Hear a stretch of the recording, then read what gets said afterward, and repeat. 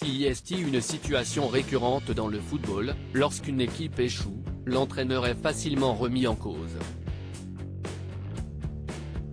Et ce jeudi, dans un entretien accordé à l'équipe, c'est Christophe Dugarry qui s'est chargé de le faire, après la défaite des Bleus, entraînée par son ex-coéquipier Didier Deschamps, contre l'Argentine de Lionel Messi et d'Emiliano Martinez en finale de Coupe du Monde dimanche dernier. Je suis déçu et triste, d'abord. Et ensuite en colère, parce que c'était une finale largement à notre portée.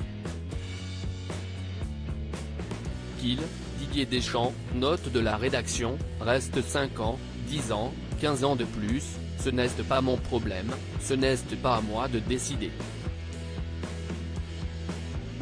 Mais je ne cache pas que je préférerais que ce soit Zizou, Zinedine Zidane, note de la rédaction, j'ai envie de voir autre chose, a-t-il dans un premier temps expliqué, avant de critiquer le jeu proposé par son ancien capitaine sous le maillot bleu. On ne peut jamais parler football.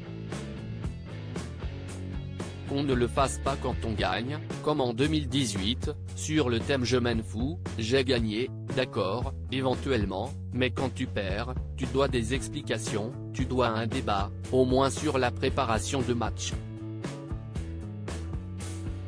On a l'habitude depuis 12 ans. Il a ensuite poursuivi auprès de l'équipe, parce que les Argentins, on les a fait exploser en 5 minutes comme des pop-corn. Ils sont moins forts que nous, c'était un cadeau de jouer contre eux. Il n'y a pas eu de match totalement géré, mais on a l'habitude. Maintenant, depuis 12 ans, Didier Deschamps est arrivé à la tête de la sélection en 2012, note de la rédaction, cela fait partie du style Deschamps où seul le résultat compte.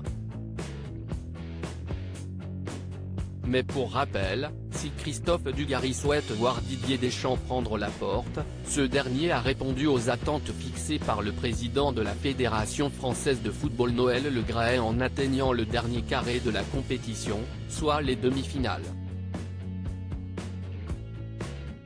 Ainsi, l'ancien coach de l'Homme a désormais les cartes entre ses mains pour décider de son avenir au sein des Bleus, a expliqué son président dimanche pour Le Parisien, lui qui vient de lui proposer une prolongation.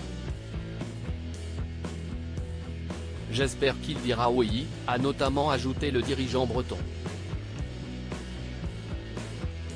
Reste désormais à savoir si le beau-père de Mathilde va rempiler pour quelques années supplémentaires sur le banc tricolore. Affaire à suivre.